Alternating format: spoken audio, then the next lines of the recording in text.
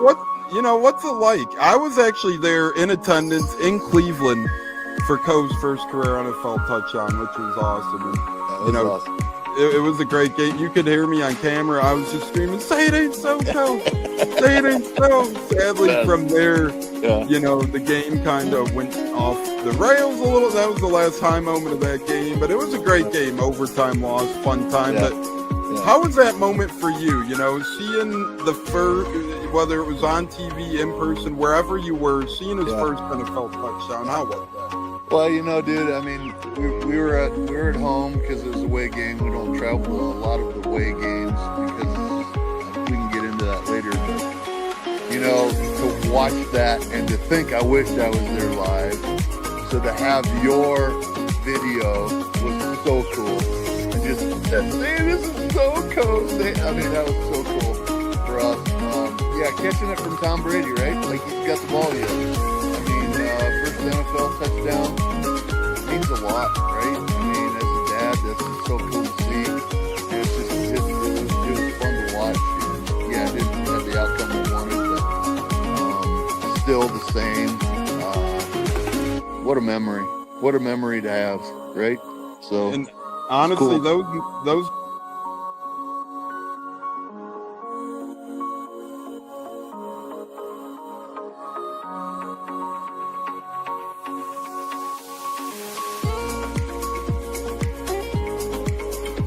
One of the best guests ever, the Buccateers in the house tonight. You guys hear him on Tampa radio all the time. He's one of the best in the business. My favorite personal in the business. That's why I'm elated tonight. Growing up in the Chicago area, you're used to sports radio. That's what gets me through the day. So this man does help get me through the day, I will say, with the Pat and Aaron show at work. Nothing like it. So it's incredible. It looks like we got Stunna bumbling in. I'm Tampa Tones.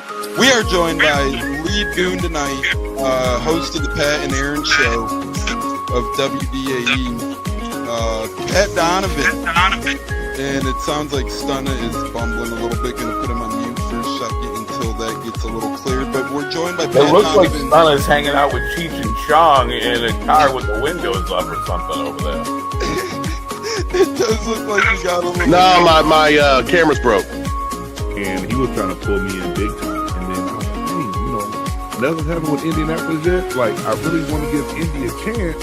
And then also I talked to Cody Gruden, once he took over Rich McCann's still like, but look, I was like, y'all just give me the opportunity to explore free agency, see what's going on, and then kind of make us do it. All right, everyone, you are tuned into the Buccateers, a wide receiver, Kalen Geiger, and we are about to have a great pod. This is the Buccateers. You're tapped in, and here we go.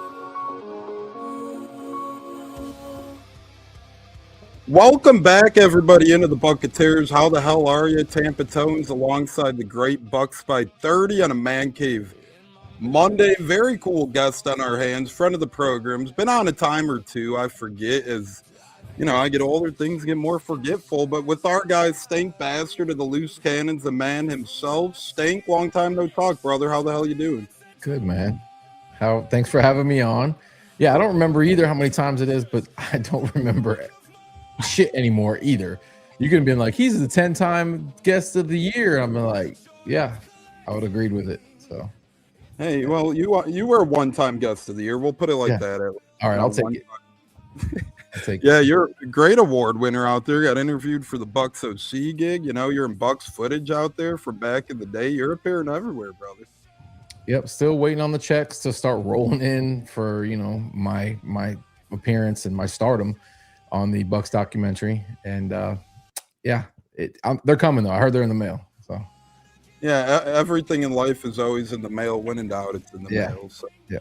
Zach, you're a man of the mail with all those jerseys, brother. How the hell we doing? Doing all right. Trying to stay warm and trying to protect the old back from shoveling. I get older and the snow gets heavier. It's funny how that works, but doing good. But what's that word? What's that word you just used? Snow. Don't know what that is. I'll send you some. Yeah, never heard of that before. I'll send you a box of snow. All right. Yeah, I'm interested. Is it tasty? It sucks. I don't think that would make it through the mail. For better or for worse, a box of snow might be, well, maybe Mike McDaniel's mail, but whatever, one snow or the other. Hey, we do. That's right. We do have that kind of snow here. Yeah, ours is slightly different. Yeah, It's not as profitable. I don't think either would fare well in the middle, but yeah, ours ain't profitable unless you're making ice luges out of it. But Stank, I want to get right to this. You had a great, I thought it was entertaining as hell, my friend, and most people watching this show obviously know who the hell you are. Probably aware of the situation with former Bucs offensive coordinator DMing yourself. Yeah. Now, I don't know if he's seen you were getting interviewed and he wanted to give you a little advice on how to run the interview with Todd Bowles, or I don't know if like a guy like me, you, Zach, sometimes you have a couple soda pops and you let loose a little bit. But what say you? Kind of go into depth on that great detail of Josh Grizzard possibly DMing you. Yeah, that was weird as fuck. It's real. It's not a lie. I'd be happy to show anybody the physical DMs. But the night he got fired, I got DM'd from his Twitter account. Was it him? Was it somebody who hacked that account? Don't really fucking know, but it was odd, extremely odd. And I didn't screenshot the entire back and forth between me and whoever that was, but it was very weird. Essentially, I was like, "This can't be Josh Grizzard." He's like, "It's Josh Grizzard." I was like, "Okay, cool." Yeah, I was like, "Oh, I'm sure you hate me." And he goes and he put, "LOL, no, I think your shit is funny." But the way he talked was a little odd. Like he talked like a 12-year-old would kind of talk, just jargon, just like we're homies or something. And so super hilarious. And then I told Samurai Ali about it, and I guess he wasn't even following the account. He started to follow that account, and then he got a DM from the same account. And so me and Sam were going back and forth, and then we'd kind of reached out to some people we know on the side and was like, "Is this real?" And they didn't say no, but they didn't say yes. They were like confused by the whole thing too. So I'm gonna go ahead and say, because once I pushed that account to like verify it was actually Josh, he kind of disappeared and ghosted me. I think he got a little nervous because I was trying to get him on the show, which would have been just legendary, honestly, because I said some pretty nasty things to Josh, tweeted out some pretty nasty things to Josh, all in fun. I don't dislike the guy for real, but I think I might have been right there next to you at that game when I tweeted that I wanted to shit on his front doorstep. So yeah, so you were quite inebriated, but yeah, I was hot with Josh at that point in the season. Hey, I feel like go ahead, Zach. I was going to say, I feel like after the bye, a lot of people probably shared a lot of the sentiment that you had, considering how much in the toilet the offense went to after the bye.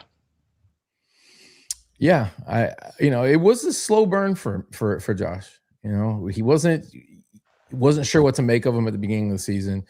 I have a grading scale when it comes to offensive coordinators.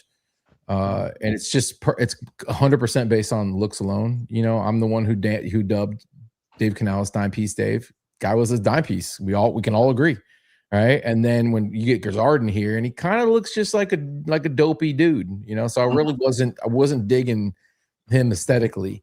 He just wasn't ugly, but he wasn't pretty either. I really haven't looked at the new one yet. I don't know what he looks like. So we'll see. Once he starts doing press conferences, then I'll judge him based on that solely alone. I'll tell you if he could be successful. Obviously, Liam ugly as fuck, which I thought was a plus, because you don't, I felt like Dave was a distraction, right?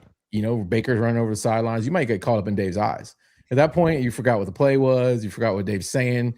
Just like a hot girl, like you tune them out completely, and they're just over there, la la la la la la la, and the whole time you're just like, wow.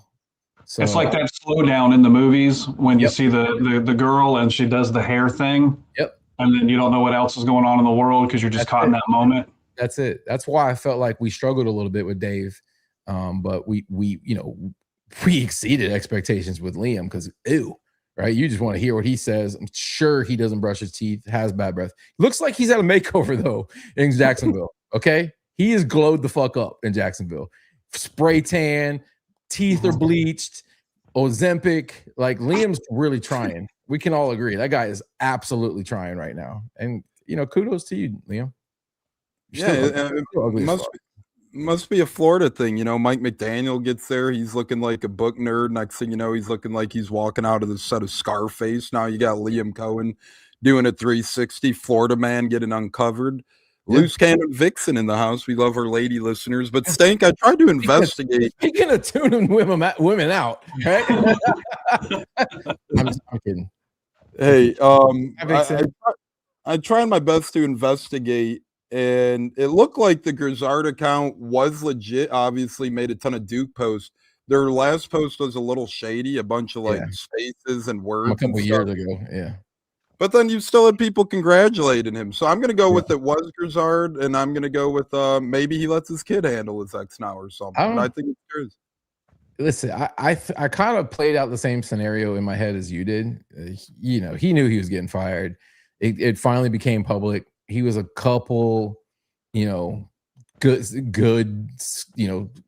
cups of scotch deep at that point because he knew everybody was going to just, sigh of relief and he was going to be out there as the laughing stock. And so he wanted to talk it over with his friend, Stank Bastard. So he DM'd me, and I understand. I do. I understand. I'm always here for people when they're struggling.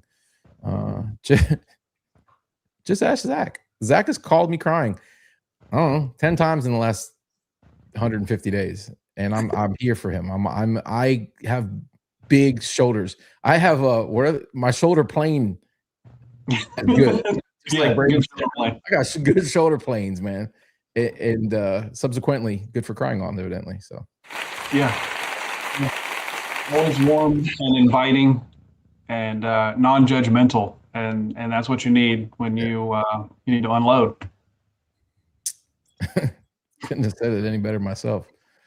So, do you mind if I smoke on the show, or is this a non-smoking show? Do whatever you want, just don't die. All right, you could do anything on the program besides faint. So that I definitely can't promise you. I'm going to be 50 here in a few months. I'm ready at this point. I've already got my affairs in order. Said goodbye to my children, my wife, all those things. And so at this point, just any day now, either I'm going to die or I'm going to live a long time like Ren Dax, where your family, like Ren's kids and family are like, dude, why are you still here? Right? He's one of the oldest people I've ever met in my life. So maybe I'll live long like Ren and prosper. That's all we could hope for, living like Ren, Jerry Jones, minus the senile bastard part of Jerry Jones, but we'll take the money and we'll take the game. Ren was like one of the nurses in the hospital at the barn that Jerry Jones was born in and helped. He was one of his wet nurse assistants. That's how old Ren Dax is. That's old. You find out something new at Stank every day. I love it, man. There we go. So Ren, shout out to you for being around a while. That's the legend, Ren Dax, right? Does he not? He doesn't get the love that he needs. He's a legend. He was out there on the podcast streets before there was even streets. They weren't even paved yet. Fucking dirt roads. Yeah, I miss their Buck awards, man. The Pewties, do they call them? The Pewties. Never got one. Probably didn't deserve it. But. Well, it's probably in the mail now with your royalty check from being on the dock. It's true. Just bundle it. Save on shipping. Yeah. Saying to this point, this offseason, obviously not far in, but we get a gum chewing old son of a bitch. I love it. Special teams coordinator, adding the pep in the step. We get Zack Robinson, which, by the way, I literally posted when we brought him in for an interview. I'm like, I'm good on this, no thanks. But I had a top 4. The top 4 ended up evidently becoming unrealistic. He had Shieldhouse. He's clearly going to get either a head coach gig or an OC gig that he prefers more. You had Udinsky, who's denying head coach jobs, so he's clearly not in a hurry to leave Jacksonville. And why would he? He does, right? He's the beneficiary of being a young guy who doesn't have to call plays. We've seen what calling plays could do to you. It could ruin your stock. Monken's obviously following Harbaugh, and McDaniel clearly, well, his wife wears the pants, deservingly so. So you look around, Robinson doesn't seem that bad at day's end. Gum chewing guy is a legend. I think the Bucs, for what the situation was, ended up making 2 decent hires on the surface, at least given the circumstances. Yeah, I mean, Mike McDaniel was like is one of those things where I would love to have him. It would have been fun. He's a weirdo. I like weirdos. Guy knows, ball and a complete nerd. I felt like this offense would have done some wonderful things with him. But yes, I never truly believed, like in my heart, Mike was going to come here.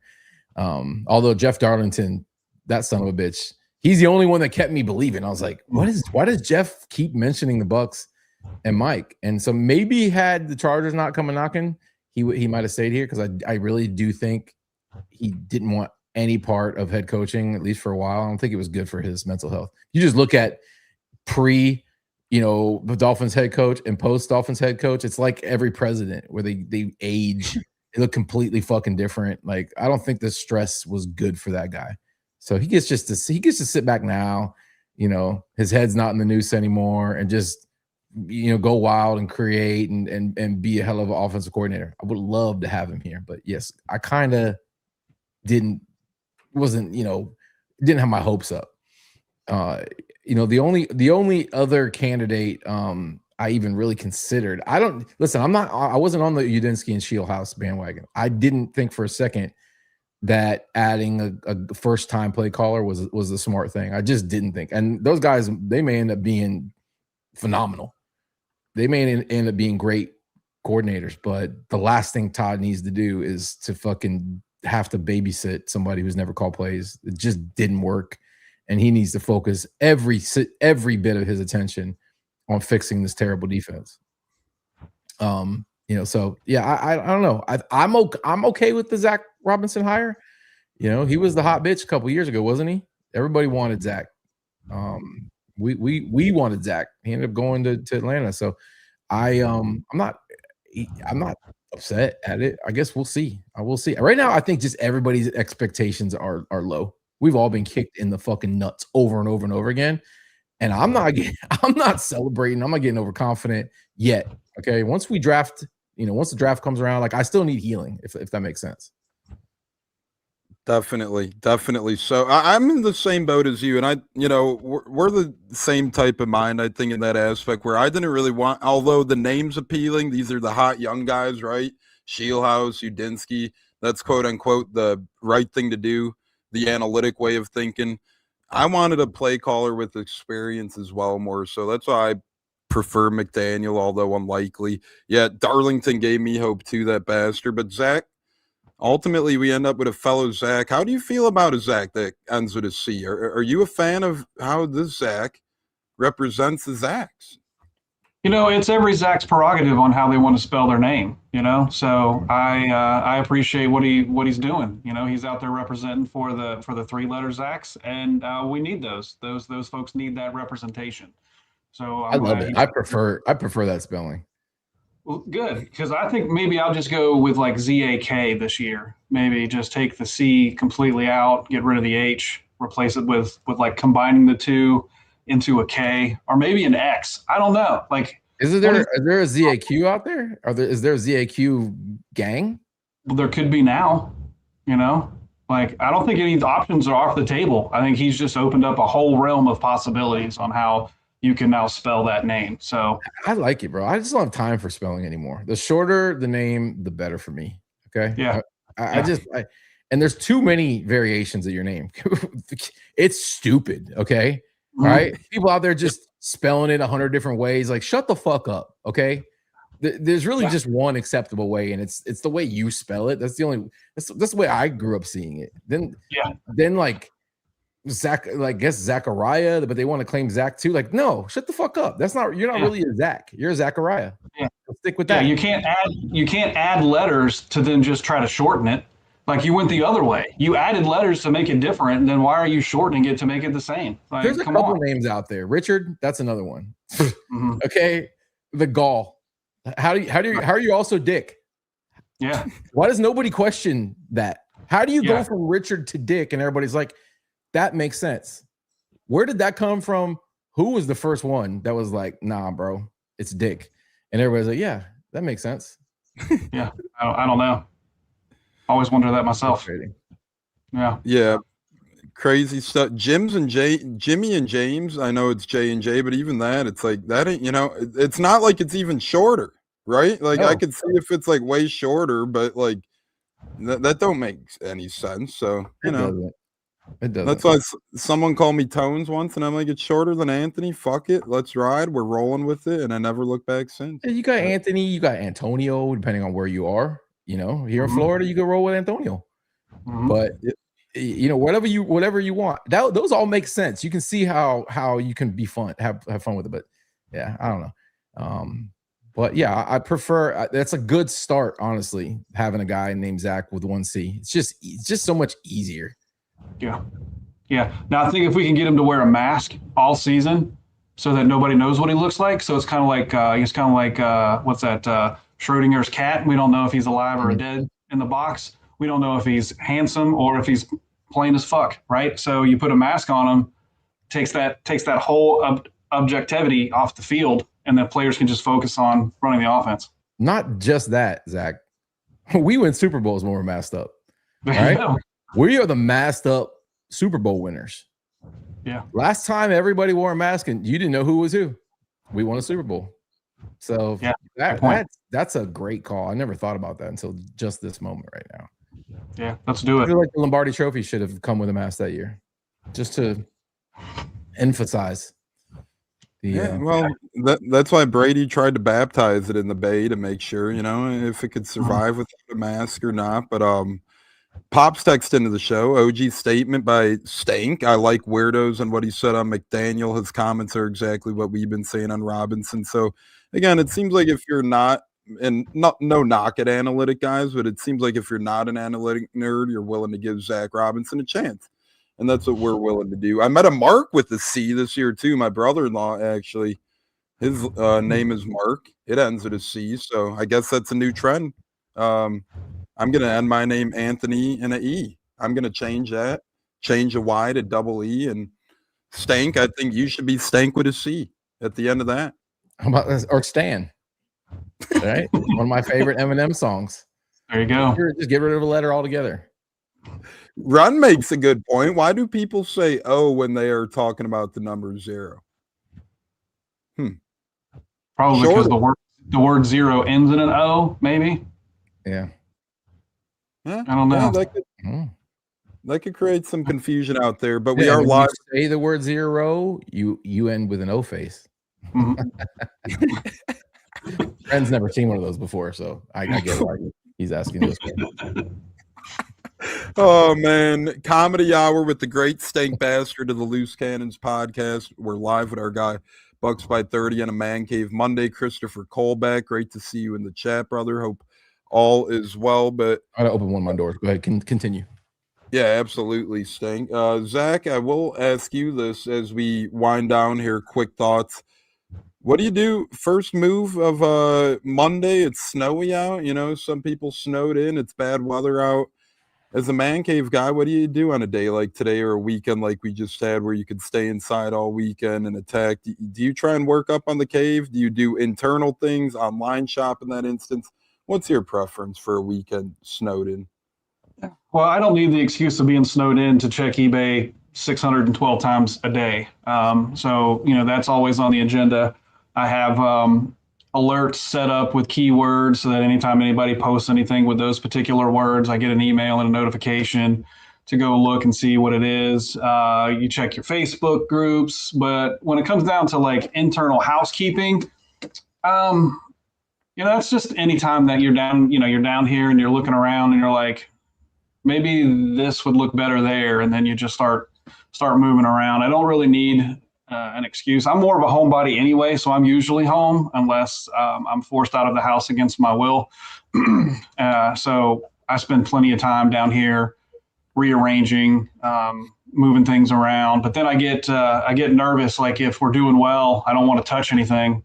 And then if we lose a game, then I'm like, okay, well now that's not working anymore. Let me move some stuff around. Just like, you might not change your jersey that you wear to the game because they win. It's little superstitions like that. Yeah, definitely. Stank, what say you? And do you have any like memorabilia? So Big Nasty, I don't know if did you watch Raise the Flags at Stank? So here's the funny part. Even though I star in that documentary, I have yet to watch it. I want to watch it once the season's over because I know it's going to be. You knew the cold, dark, lonely off season was coming, so I'm savoring it. I don't want to watch it yet because I'm going to be sad after I watch it. Because I'm gonna be like, oh, so it almost feels good having something to look forward to before the whole combine and draft and shit start, which I used to really like balls deep get into, but the Brady era ruined that for me. I have not been like as much of a diehard college football draft nerd as I used to be, but I felt the itch come back the other day. I was watching our boy Trevor and a lot of his mock draft stuff, and so already thinking about who we're going to draft, who's going to save this football team. That's what I'm already thinking about. But I don't even know what your question was. I just started rambling, and I don't know where I was going with it. Hey, well, I love it. Could go a million, but yeah, I mean, the draft. I'm ready. I feel like since we missed the playoffs, that bricks me up a little bit more for the draft. Like you were saying, it's like, you asked me if I had watched the documentary yet. The answer is no, I haven't. Yeah, and I was gonna piggyback off that because they show Buck Nasty, in episode 2. I believe. I don't know what episode you feature in. I'm in 3. I'm in 3. Okay, so then I fucking missed it because I'm on 6. But hey, we'll see what happens. I'm trying to save as many as I can. Yeah. For a dead point in time too, but I caved a little bit. But Big Nasty, he was kind of highlighting some memorabilia he had. I think that'll maybe upspark a little bit of joy and Bucs collectors out there. I know you got some cool items when I came down for the Arians Family Foundation golf out, and we were talking about it a little bit. Kind of highlight some of the badass stuff you have. It is a Man Cave Monday, and you got some cool ass stuff. We don't have basements here in Florida, unfortunately. We get robbed out of square footage. So I am a collector at heart. I always have been. I've been a picker my entire life. I grew up with 2 hippie parents, spending my weekends at the flea markets. And so I've always loved just the hunt and collecting. This was before eBay, when you actually had to go out on the streets and find things. Go door to door sometimes, whatever you had to do, garage sales, all those types of things. Before those things were ruined by a good economy and at least here in Florida, all the cool old flea markets and shit, they're gone because the property became too valuable. So they've sold to developers, and the flea markets are pretty much dying off or dead here in this part of the country anyways. But yeah, I've been collecting for a long time, man. I started out as a card collector, like a lot of kids in the 80s and 90s when sports cards and sports memorabilia were like the hottest thing in the world. That was my obsession for a long time as a kid. I went to card shows. I worked in card shops. And so I started collecting football, baseball, basketball cards at a young age. And then, slowly as I've gotten older and I had a little bit of extra disposable income, I've just collected certain things. Like I said, I'm kind of weird. I'm not an autograph seeker necessarily, but I just try to find stuff I've never seen before. If there's something real cool, I'll try to get my hands on it, keep it for a while, and then maybe sell it at some point, unless I really love it. Like one of my favorite things, Zack, you guys have both seen this before, is my football helmet. My golf helmet right here, the old fashioned Riddell. I don't remember who was selling these, but I found this at a pawn shop of all places for $40. Yeah, and I think I saw one still on eBay for over 500 not too long ago. That's crazy. I think the Bucs need to hook that up in their draft room and use that this year. Throw it back. So I had a conversation at one of the Arians Family Foundation events with Joel Glazer. Is it Joel Glazer? One of the Glazers, either Brian or Joel. No, it was Joel. And the topic of like vintage Bucs stuff somehow came up. I don't remember how it came up, but him and I were just sitting there talking the entire time I'm like, does he know who I am? Oddly enough, he does, which really embarrassed me. But I was drinking at the time, so the embarrassment went away. And then I'm just sitting there talking shit with the owner of the Bucs, who is a avid collector. And I've told Zack this story before because he's on eBay trying to collect pieces that got sold off by the Culver House regime or whatever. They just didn't save anything. So when Malcolm bought the team, basically they either took or sold off or fucking threw away like a lot of the original cool shit that you would get when you buy a franchise. I'm assuming they stole it because they inherited the old piece of shit $1 trailer by the airport. But he said there wasn't a lot there, and slowly over the years he's had to search for it and buy back a lot of the history of this team. I asked him if he had the helmet, and he did too. So I was like, oh, that's kind of cool. Yeah, I would think Culver House probably sold it. He just seemed like that kind of guy that was gonna get as much money out of it as he possibly could. So I can see him or his sister. She ended up taking control of the team, if my memory serves, after a while, towards the end. But there wasn't a whole lot left for them. So he's been buying it back. So I always tease Zack to say that he's probably bidding against the owners on certain old Bucs merch. For real, that's insane though. But that is a cool story there, and Culver House probably did take, especially for those that watch a documentary, you could probably stamp of approval times two. You already had a negative opinion, most likely. Culver House, kudos for the Bucs. We do thank him forever for that. But outside of that, they hit him hard in that documentary, man. They really do. And he deserved it. Terrible owner. Every little bit of it he deserves, Stank. Terrible owner, but they're still terrible owners today. I mean, look at the type of people that own these football teams now. The Ravens owner, which I thought complete piece of shit, disrespectful to the way he handled, the Harbaugh leaving there. Like it just, that rubbed me the wrong way so much. Like he was basically like, if he would have won one more game, he would have been here one more day, or whatever the fuck he said. Yeah. Like that's just crazy, man. These billionaires have no touch with reality or how to actually treat people. Fuck that guy. There's been a lot of crazy owners out there. We've had some of the worst.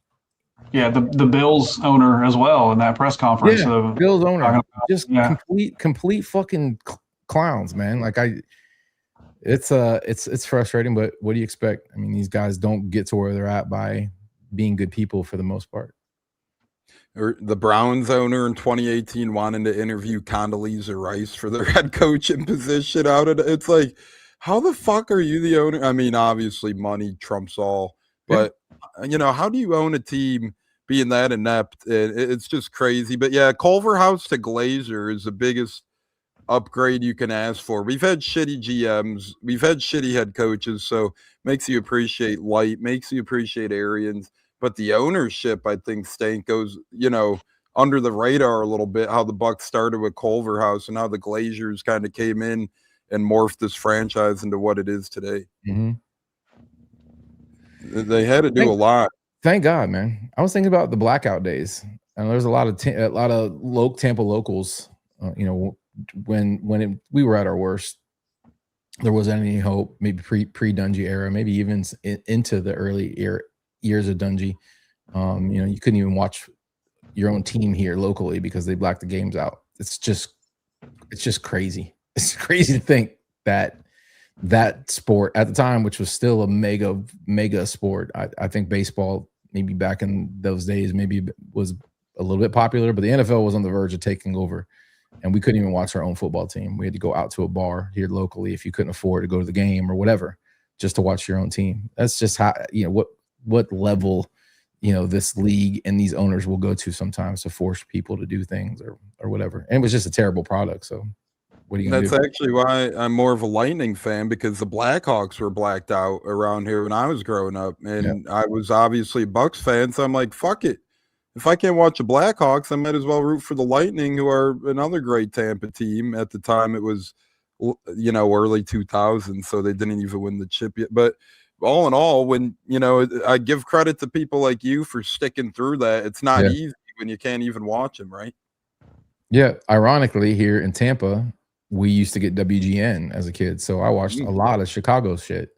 The Cubs were always on my TV. The Braves and the Cubs, even though Tampa's team was technically like the Cincinnati Reds because they played their spring training games right kind of where the Yankees spring training not complex, but whatever Yankees one of their training fields over there is. But yeah, it's odd. So we got a lot of Chicago sports and television when I was a kid, including the Bozo Show, which was my shit as a kid. Bozo's Buckets. Bozo Show fans.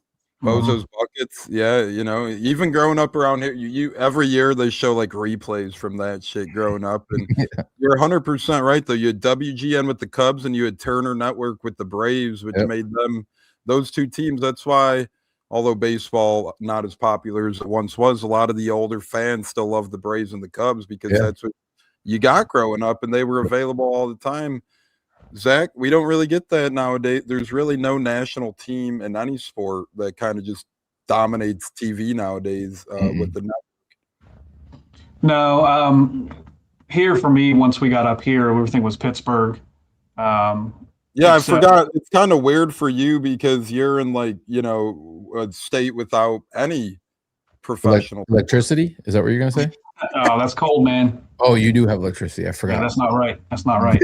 And the dynamic is really weird here because everybody's a Mountaineer fan, and everybody as a Mountaineer fan hates Pitt's college team, the Panthers. But then those same people also love the Pittsburgh Steelers. So it's like a really weird dichotomy that they hate the college half of the state but love the professional half of the state. So it's really strange. So everything was Pittsburgh.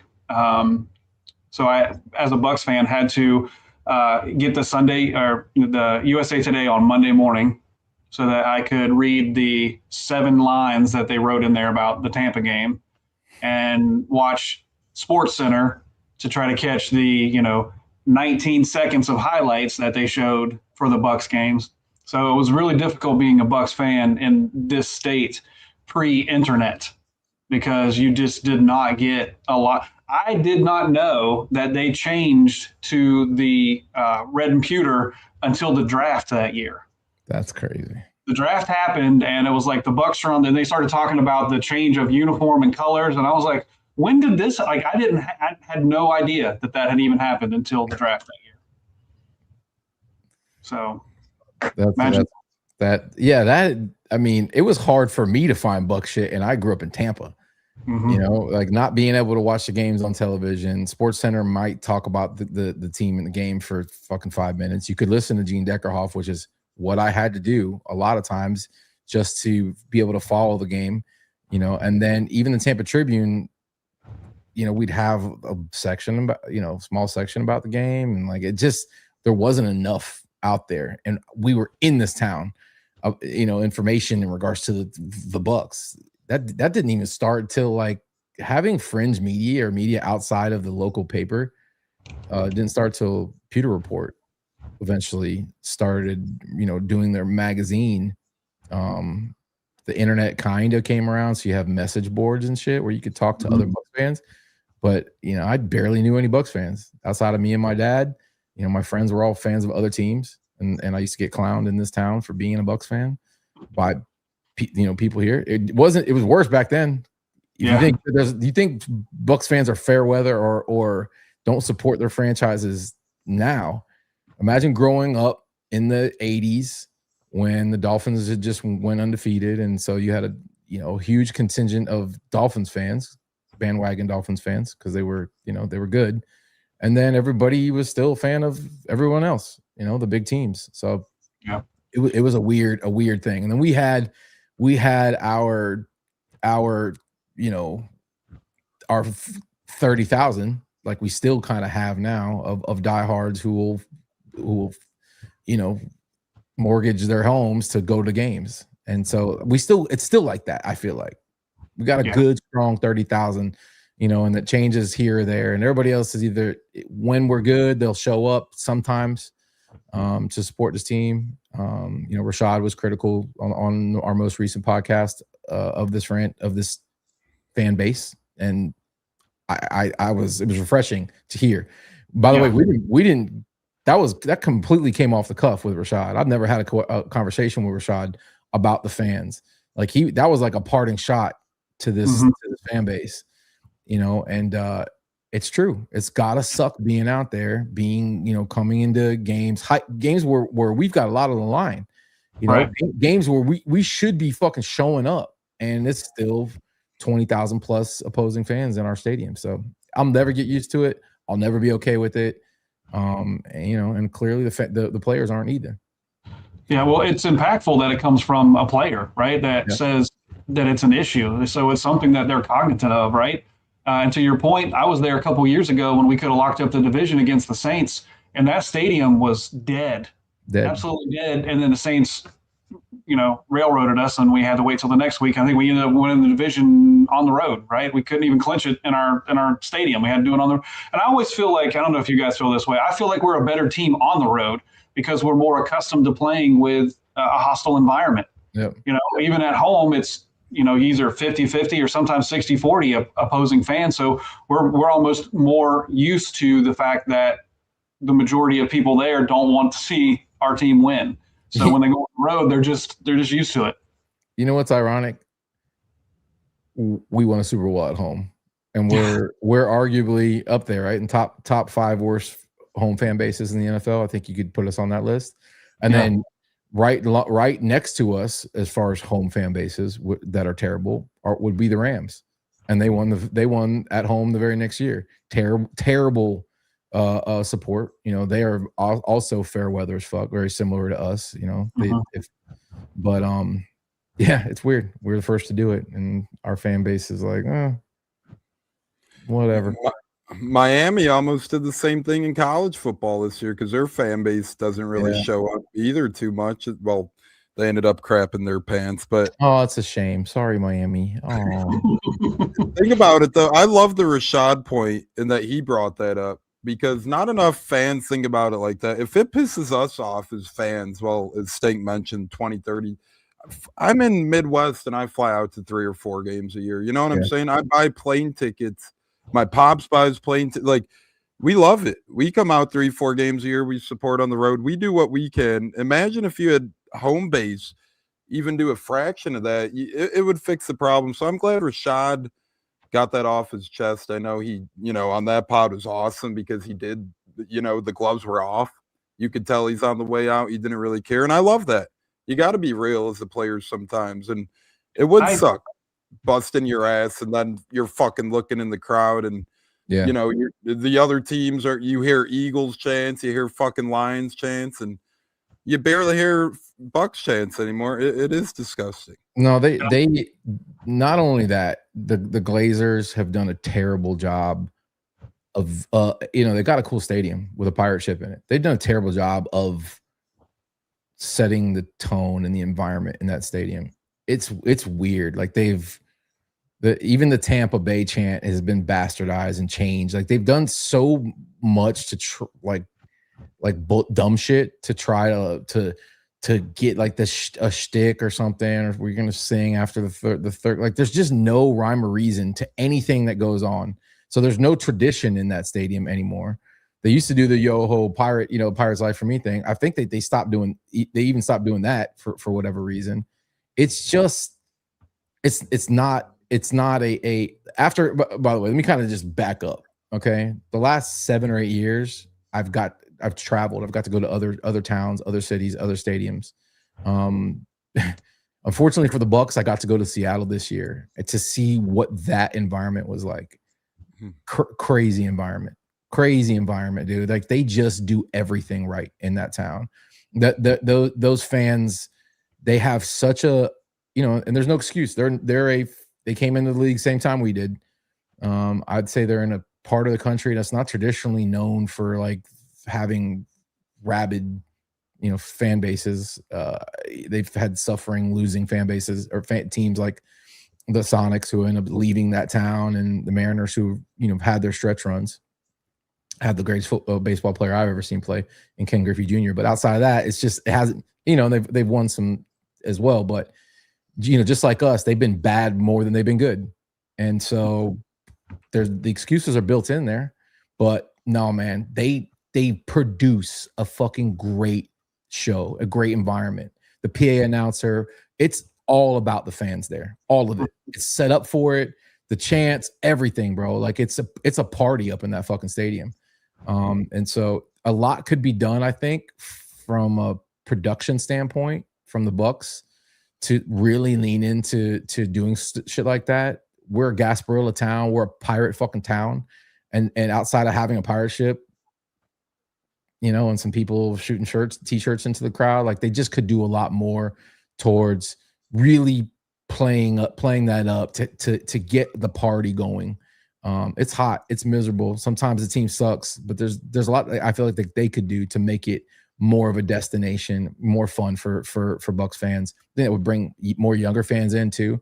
I know it sounds like dumb shit, when you're talking about X's and O's and football and things like that, but I think all that matters. The environment fucking matters.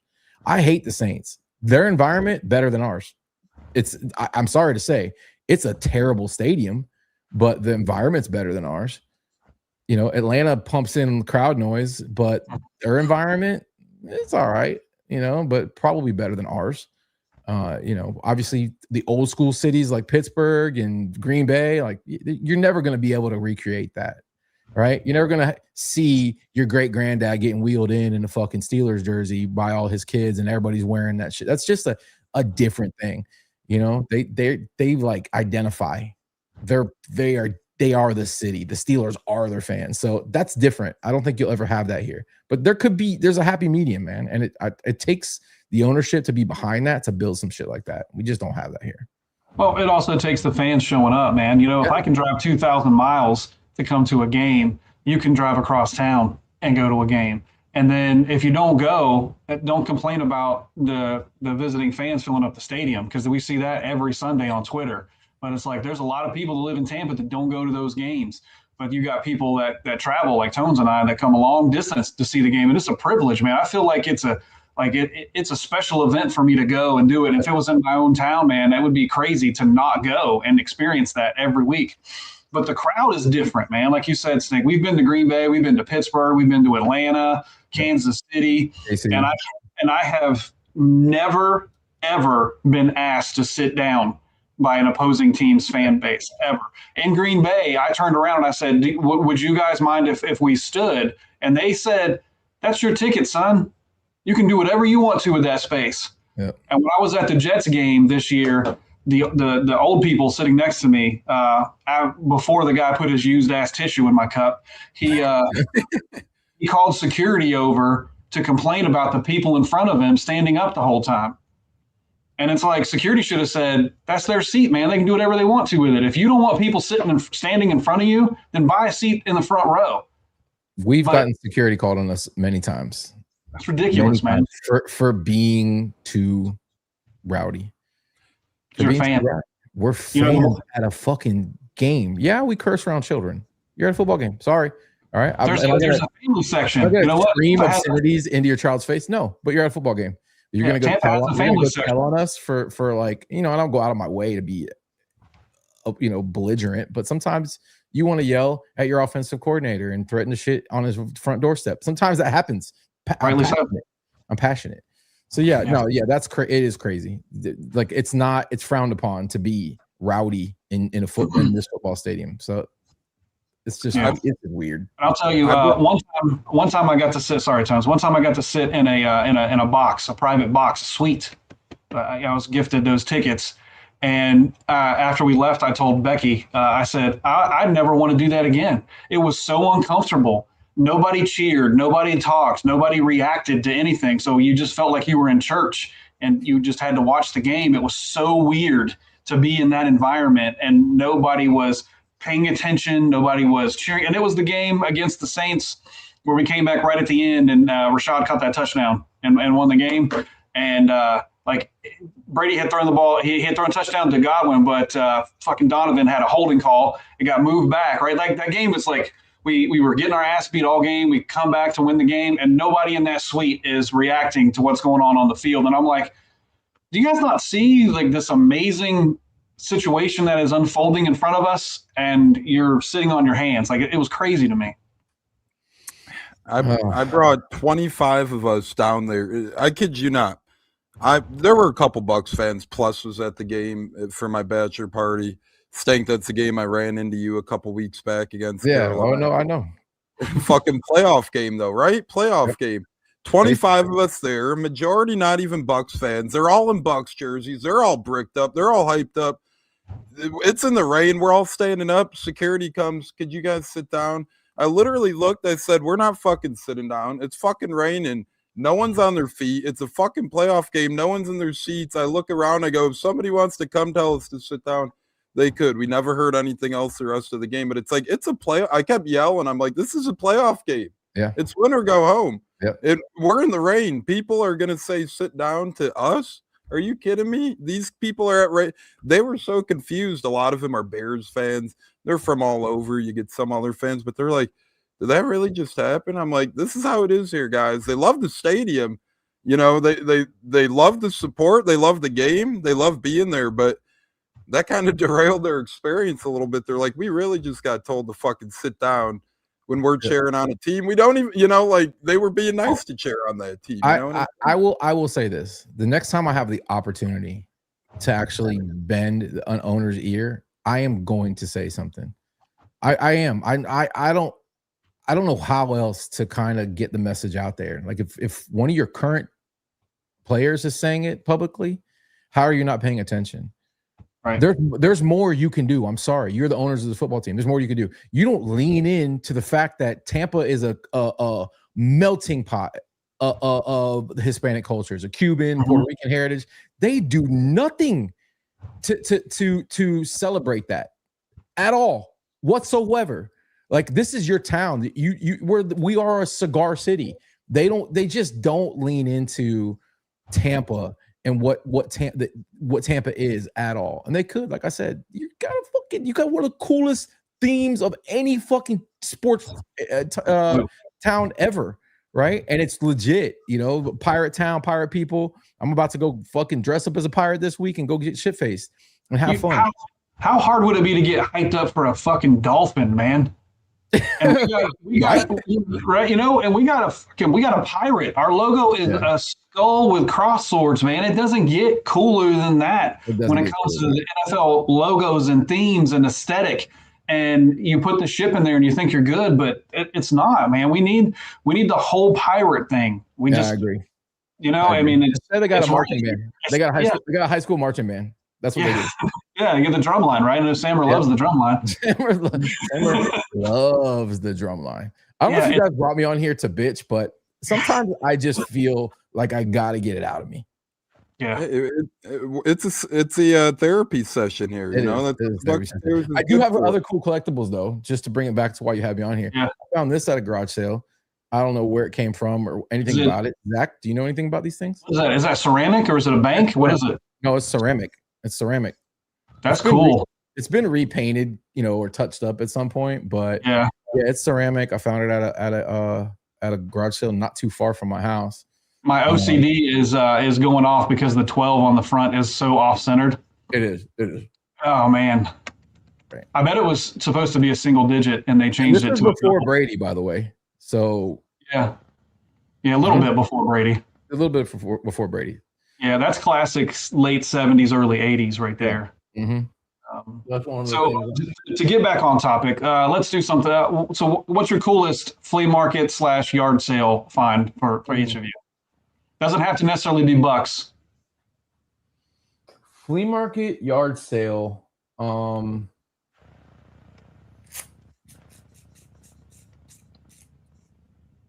me think about that for a second. That's one of them.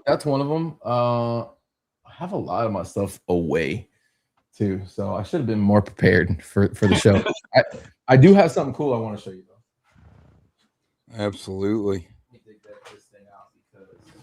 I love that cigar sign too. The Tampa Nugget cigars. That's Yeah, so hold on. Let me get back to my mic. Zach, good question. I mean, garage sales are awesome, man. Not a lot of people. If you don't go to them, you don't understand, but they're awesome. This isn't a garage sale find, I should say, but my wife's sister's ex-boyfriend gave me this. Don't know how he got it. It's a Brad Culpepper. Yeah, Brad Culpepper defensive playbook from No way. Monty Kiffin playbook. A Dungy defensive Monty Kiffin playbook. Oh man, that's badass. So this is real cool because it's got his notes in there. And I bumped into him. He was coaching his son, or on the sidelines for one of his son's games. And my stepson was playing in high school. And I met him after the game, shook hands with him on the middle of the field. I was like, hey, I have this. Is this something you'd want? He's like, no, you keep it. I was like, that's pretty fucking cool. He didn't give a shit. I thought he'd be like, yeah, I would love to have that. He probably has 100 of them. But, it's cool. That's one of my weird collectibles I like. I just I've got some other knickknacks. You know what? I'll be more prepared on the next show. I'll have them all with me. There you go. But I don't know, man. I've got a lot of cool stuff. I've gotten rid of a lot of stuff over the years. Like that's just like collector merch. Because I don't really care for that type of stuff. I do have this though. Hold on, let me pull this down before I fucking burn myself with my cigar. This is pretty cool. This is a Mike Allstott sign ball. But the cool thing about this is I have the picture of me and Mike. Let me see if I can zoom in here. Yeah, there it is. Like, I don't know, maybe 20 there. I have to go back like 21 maybe. When I took that picture with them, I got it at like a car dealership. That is the original, by the way. For those nice AI shit. That's my JC Penney. You know, mom's like, hey, you got to get some pictures in my Testaverde t-shirt because I wasn't about to take a picture in anything other than Bucs shit back in those days. But that's the legendary photo. Nice. Love that. Zach, what say you on Stank's finds, or you have anything you found out in the wild that's pretty damn epic? Oh, I do have a flea market find. Go ahead, Zach. I do. It is not Bucs though, because it is from up here, and nobody's selling Bucs stuff in a yard sale in West Virginia if it's not me. So it's not Bucs stuff. But I was at a yard sale one time, man, 30 years ago, and I saw this shoe box, and I recognized the shoe box immediately, and I was like, "There's no way what's in there is what I think is in there, right? Because it wouldn't exist in this realm." So I walk up to the box and I pick it up, and sure as shit, that's exactly what it is. It's a pair of original Jordans in the box with the price tag from Foot Locker still on the box, and they are in my size. Like, it was so serendipitous. So I started to get the meat sweats immediately, right? Because even 30 years ago, I knew I just found some shit. So the lady comes over and she's like, can I help you? And I'm like, yeah, how much do you want for these shoes? And she's like, I told my son to clean his room out before he went to college and he didn't do it. I'm just trying to get rid of them. $20. And I was like, I don't think I can do 20. I was like, would you take 15? Because if you ain't haggling at a yard sale, you ain't yard selling right.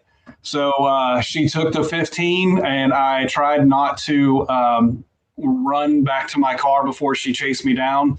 And I got back to my car, drove home, and I had them for about 5 years. And then my house burnt down and I lost everything I owned. Oh, no. I think karma maybe came back to get me on that. But yeah, that was the coolest thing I ever found in the wild. What would they be worth now, today?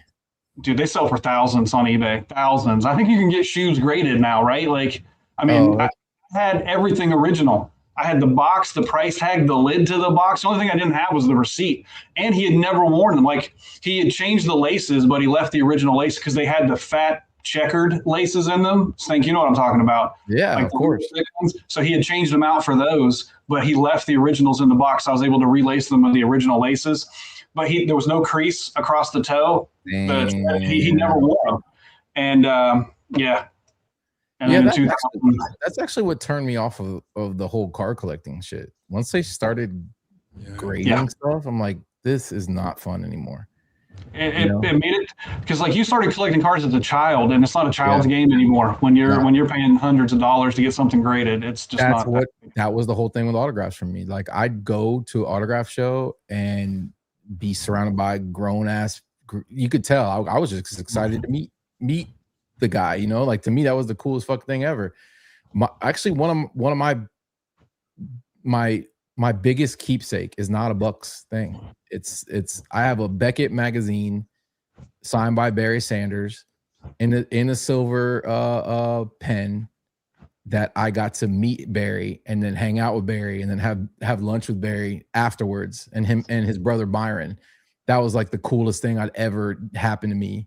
Outside of being friends with Doug Williams when I was a kid, and we could talk about that story too, which is what made me a Bucs fan. But getting to hang out with Barry, who was at the time the biggest star in the NFL, was crazy to me. So that's probably my coolest collectible, even though fuck the Lions, you know. But still, Barry was a god, and so it was just cool as hell to meet him and then see him and hang out with him. So yeah, I still have. How did that even come about with Barry? So I mentioned to you guys off air, or maybe I mentioned on the show. I can't remember this point. I was heavy into card collecting, and so I worked at a couple baseball card shops for nothing.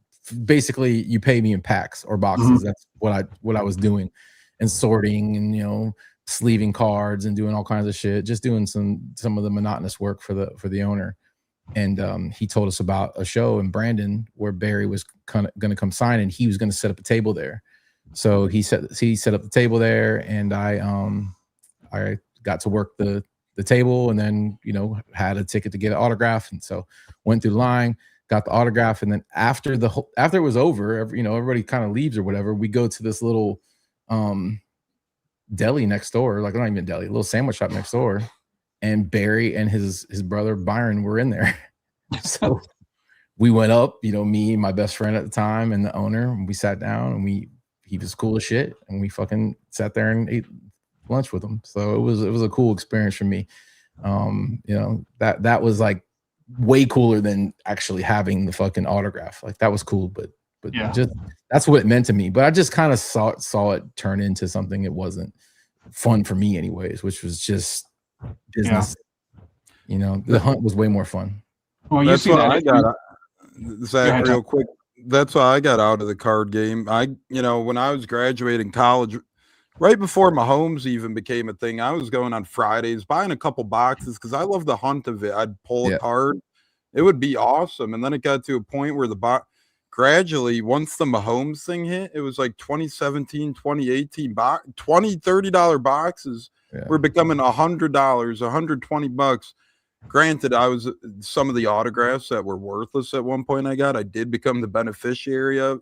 But bottom line is, it became a thing where I used to love getting base cards. I'm like, oh, cool. I got a Mike Elstop base card. Nowadays, it's like people, oh, you like base cards? It's like, it's a frowned upon thing. The card game just got to a point where it didn't become about collecting. It became, are you going to make your money back? And, you at the end of the day, it went from me being happy with whatever the hell I opened to, man, I didn't make my money back. You end up being a little pissed off, and it's gross that the hobby turned into something like that. Yeah, not just that, like they would reprint. Like the greedy card companies knew they were printing money.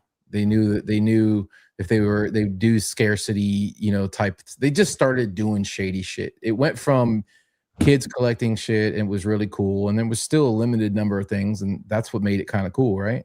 And to them, creating fucking diamonds, it lost its luster for me. That's why I think your collection, Zach, is genius because there is no recreating game worn jerseys. Sorry, there's only a finite amount. Good luck getting them. Yeah, you got some players who know it's a commodity and are happy to get rid of them and sell them or pawn them off or give them to charity, whatever the fuck they do. There still is a scarcity, and there always will be of those types of things, especially when you can match them to like specific games and. Right. You get one that's a player that wasn't good, and all of a sudden he becomes good, or that's really, really cool. That to me is badass. If I ever did go down that route, I'd probably like to do something like that. And you've created a monster in Samurai. I don't know if you knew that or not.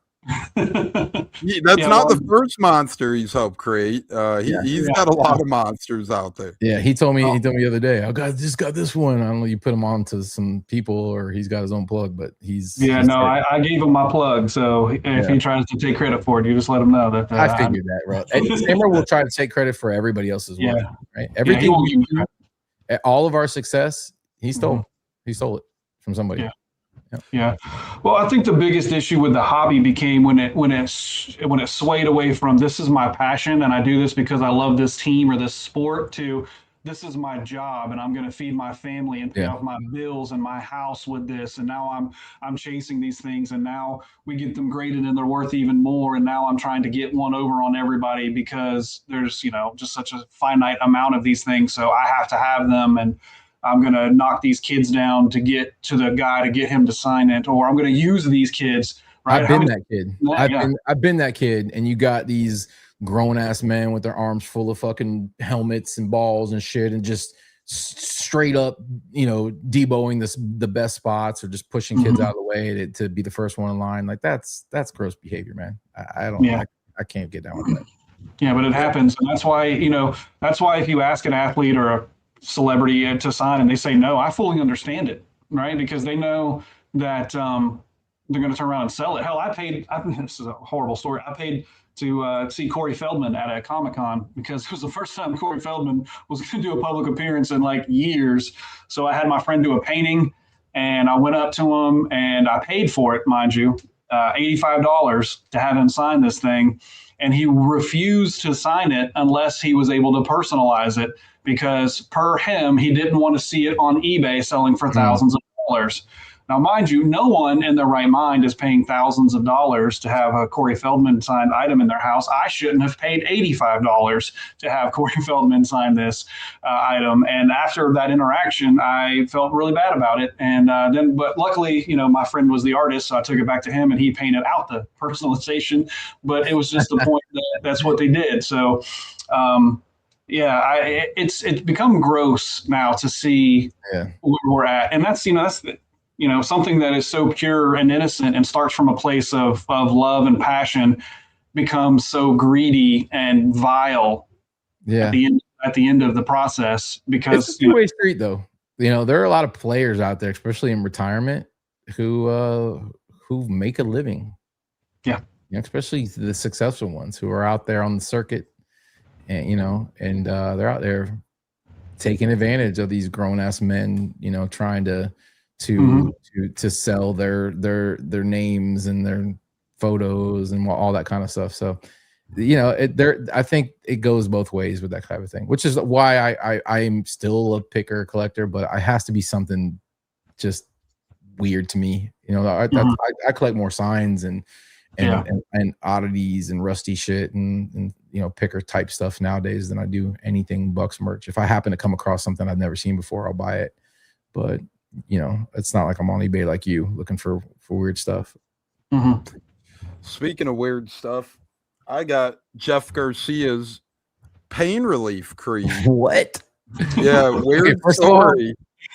Yeah. Now I need to know how you got Jeff Garcia's pain relief cream. Right. What kind of pain was he relieving? Well, a lot. No, I'm kidding. But see, here's him signing these puppies. I have his game used cleats. And when I happen, you could tell how old they are. They're starting to yellow. You know how that works. That's cool. Stuff gets left out. He actually signed them game used 07, but he didn't realize because these cleats, how they're like on some players like them with like the ankle tight, so pretty tight up here. These things don't have a lot of moving around room. The original buyer, when he got them signed, said when he bought him, all of a sudden this came falling out of it. So he actually asked Jeff Garcia about it at the signing, and Garcia was like, I left those in there, or I left that in there. He was like, wow, yeah, that is my cream, blah, blah, blah. But I just thought that was hilarious how, well, it makes sense, A, that Jeff Garcia had a lot of cream on the guy. See, that's something I'd pay for. Yeah, he should have had Jeff sign it, man. He missed it. Missed a golden opportunity. When I tell you I like weird shit, Jeff Garcia's pain cream. I'd have it right here on the shelf behind me. That's why I kept it. Some people think it's weird, but I'm like, whatever. No, that's not weird. To me, that's the story right there. That's a that's a great story, dude. That's a great story. And cool. That's a cool thing to collect too. Yeah, I love the oddities. I love it. Like I like the jersey, obviously, like Zach too, but I get into some weird stuff. Richard, to answer your question quick, I have a Penn State PlayStation Fiesta Bowl player ring from when they won the championship. It was a pretty penny, but you know, I love it. I can't really display it because I don't really, you know, I trust all my people in the house, but that's an item you can easily grab and go, a little ring like that. So that's probably my I don't know if anyone else wants to answer that, but I'm not going to say how much because I'm just not, but that's what I got. Well, first of all, I'd like to point out that this is a trap question, Richard.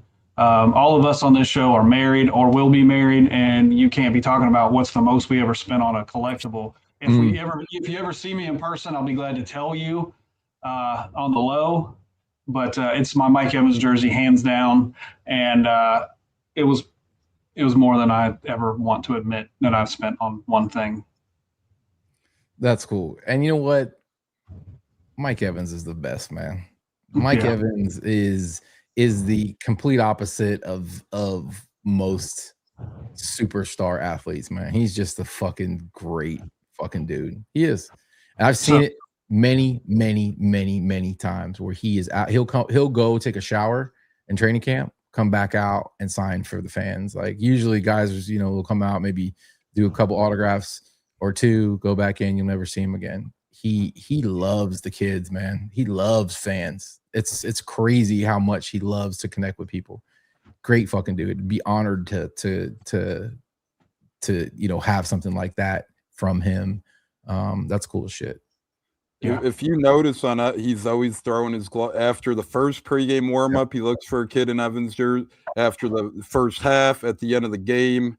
I got completely lucky with my Evans jersey right behind me there because Josh Gordon, luckily he liked the wacky tobacco a little bit. This was it's signed to Josh G. Keep balling, bro, from Mike Evans. Josh Gordon's storage unit went unpaid for. It ends up on eBay, and the seller has no idea what the hell they're doing. And I bought it for a decent little price, and I love it because it says to Josh G, keep balling, bro. And he had a lot of cool jerseys in there, Josh Gordon. My fiance is actually on to me, it looks like. Hey, there, it's worth it. Yes. Is that her? Good. Yeah, that is her. So there you go. It's worth it. Damn, busted. All right, well, publicly now you've told him it's okay. So, yeah, that's a thumbs up. We're all witness to this. Olivia, that is your real name. You told him that he can spend his money. Yeah, Tones beat me on that Evans jersey by seconds on eBay. And that was before Mike Evans was the most expensive Buck player pre-Brady. And he was the only one to hit $1,000 for a long time. And then Brady came and the spotlight got turned on Tampa, and Mike went from $2,000, depending on the jersey, to $15,000 real quick. Yeah. Real quick. So Tones got that at just the perfect time before the market exploded. I sometimes get some real cool exposure to the fans and stuff like that. I still feel uncomfortable asking, for anything. I did get an autograph for the first time in probably 20 years this year. I got my grandson, and I asked Mike, because Mike came on our show this year. I asked him if he would sign my grandson. I got him a little creamsicle Mike Evans jersey. So I had him at training camp this year. I went up to him and had him sign it. That was really cool. But Sam and Christian got some cool game warrants. Christian's is insane. Mike gave him a game warrant, you know, for him and his son, which is crazy, insane. But it's like to us, it's a big thing. To them, it's not. You know, so I know. But he's that type that knows. He knows how cool, how much the fans appreciate it. That's what I mean. Like he's not like, oh, I know how cool I am. He knows how much it means to fans. Like it's a real, it's a love thing. He loves the fans love him. He feeds off of that shit. Which is why I'm gonna break news right now on the show. Mike Evans will come. No, I'm just kidding. I don't know. I don't know. I'm assuming Mike's gonna be back.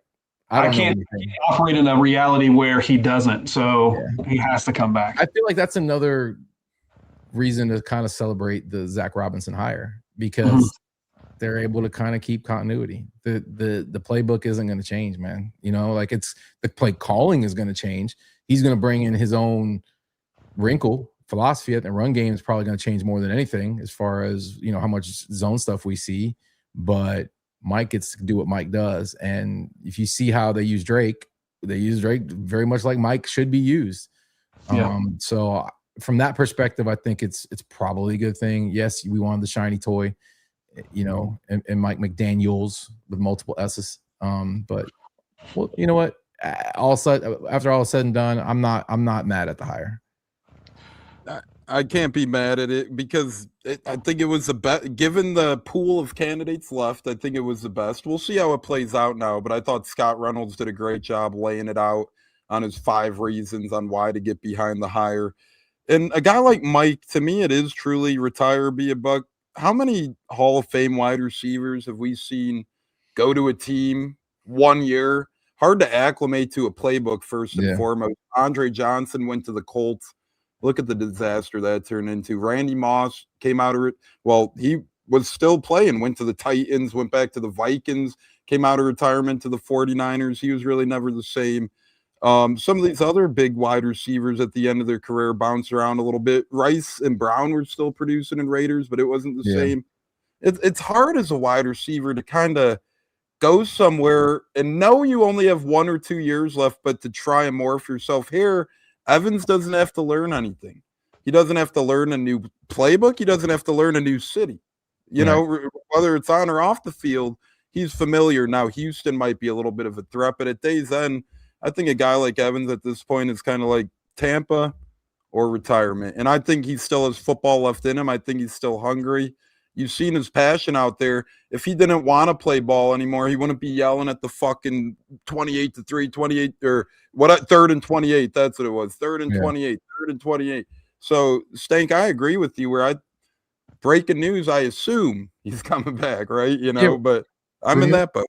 Remember too why he stayed last year. I think he legitimately considered leaving last year, and his wife was like, "I don't want it." You know what I mean? Like, if you all remember, she got the credit for him. Ashley. Yeah, Ashley was the one. I think they love it here, man. This is their where they raise their kids. Yes, he's a Texas guy, but ultimately, I don't think she wants to leave here for 1 year. I mean, it doesn't often work out. We just saw Devontae Adams and Cooper Kupp on 2 different teams, and Devontae's bounced around quite a bit now. Cooper's going to get to play in another Super Bowl, but I just don't know that's Mike's plan. And from what I've heard, it's either retire or stay here. So, well, Cooper wasn't everything LA. He wasn't Mr. Ram. You know what I mean? Mike is Tampa. And if he plays in another uniform, it might be one of the biggest failures of this franchise if that happens, because he is so beloved by the fan base. Yeah. I mean, we got to see it with Sapp and Lynch. It definitely put a sour taste in my mouth for John Lynch. Honestly, it did, and it's not his fault. We didn't keep him. He went on, had success in Denver, and then in New England for a hot minute. But it definitely changes how I look at him, right? And not with Warren, because Warren doesn't care about being liked. You know, we knew he went to the Raiders for money. He'll always be a Buck, and nobody ever considered, like, he doesn't even talk about his Raider days very often. So, but Derek Brooks, like, he didn't leave. He never put it on another jersey. which is why you see Bucs fans talk about their favorite Bucs of all time. Derek is usually at the top of that list, and Mike will be too, and Leroy, and so it's and Rondé. So yeah, I mean it's I think it's important for his legacy. He doesn't need it. He doesn't need the money. He's got the ring. He has the legacy here. It'd be shocking to see him leave and go somewhere else, especially Houston now with everything that's gone on with CJ Stroud and I don't know, bro. He seems to be really close to Baker as well. Yeah. They have a good relationship. That piece is still in place. Him and Chris are close. Him and Light are attached. They have that relationship. So, I mean, I feel like everything is still in place for him to come back. And, dude, he looked really good in the Atlanta game. And then Grizzard forgot that he played for the Bucs the last 2 games. But the Atlanta game, he looked really – Grizzard had one simple job. What was 160 yards a quarter. I feel like that's possible with Mike Evans. And the fact that you shit the bed that bad and couldn't get the man his 1,000 yards when he came back from his injury just really talks about your inabilities as a play caller. Yeah, you could have just threw it to Mike every play and, the offense would have performed better than what it did a lot down the stretch. But I can't even be mad at Josh anymore. He didn't deserve the job. It was a continuity hire. Yeah. That's the weird thing about these young guys, right? You just don't know what they're capable of. They could be smart as fuck, right? They can be X's and O's guys and understand the philosophies really well and be absolute fucking savants when it comes to football. But when you hand them the controller, it's a different thing, right? All right. At that point, do they know rhythm? Do they have the right feel for it? Right? Do they have the balls in some cases? Do they have the balls to not do things sometimes? Right? Because we see guys who come in ultra fucking aggressive, and that doesn't necessarily work either. It's a symphony, bro. You better be able to feel it, and then also know it, and then also be smart enough to be able to throw a counter punch and constantly morph what you do based on injuries and shit like that. Grizzard did a fucking phenomenal job at the beginning of the year dealing with everything that we dealt with at the beginning of the season. Like, it's insane that we swapped the offensive line around at the beginning of the year and won in Atlanta. I fully expected we were going to take it on the chin that game. It just, after a while, what he was doing, they figured it out. And I don't think he had a second punch. He just had one. And then conservatism poisoned this team, and I think Todd started to get scared, and everything became ultra conservative, and it was just rinse and fucking repeat, and they went into a spiral and couldn't get out. I can't wait for the 30 for 30 on this season as to what happened during the bye, because we on paper we were a worse football team the first 8 games than we were the last 9 games, and we went 6-2 to start. The bye week happens, and then we go 2-7. So 2-7 against bad football teams. That's the other part that will get lost. We'll forget about it. You always hear, "Oh, we did this and did that." 2-7s against football teams that had no business being in a game with us, right? And we laid down for bad football teams. Yeah, that's why at this point I can't anymore with Todd, bro. And I like Todd a lot. Yeah. I've hung out with Todd. I've had fucking a cocktail with Todd. He's cool as shit. Love him as a dude. He's cool. That to me tells me that there's an ingredient that's missing, and you don't know. He ran out of buttons to push, and you could see it in his press conferences. And you could start to lash out a bit at the team publicly and saying it's on them at this point, and we've done all we can. Like that's not what you want to hear from your head coach, man. I'm sorry, it isn't.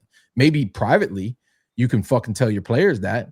Right, you can use that parenting style with your players if you want to, but publicly, you don't need to hear that shit. That we've done all we can, and it's like washing your hands at that point. Right.